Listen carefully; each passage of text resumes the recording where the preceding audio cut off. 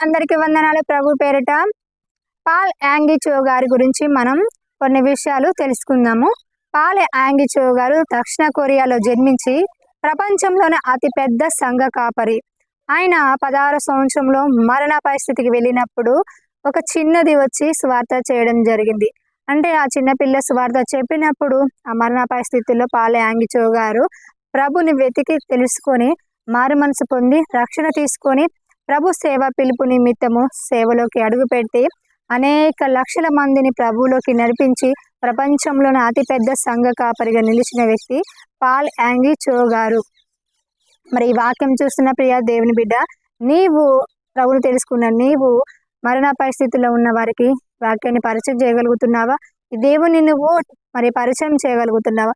నీవు చెప్పే ఒక వ్యక్తి, నీవు రక్షణలోకి నడిపించే ఒక వ్యక్తి ప్రపంచాన్ని తలకిందులు చేసే, ప్రపంచాన్ని కదిలించగలిగే వ్యక్తి అయి ఉండవచ్చు.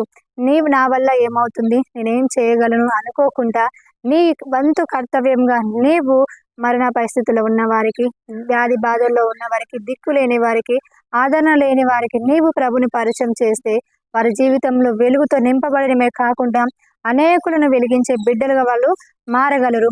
ఈ వాక్యం మీ వెనుకలో దీవించబడును గాక.